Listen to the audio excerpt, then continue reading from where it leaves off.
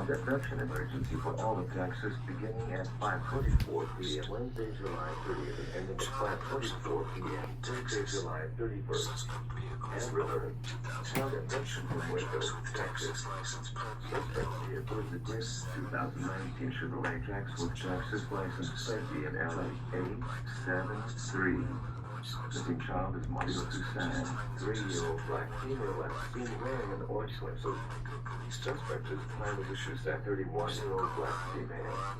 Call Waco Police Department with information. If seen, call 911.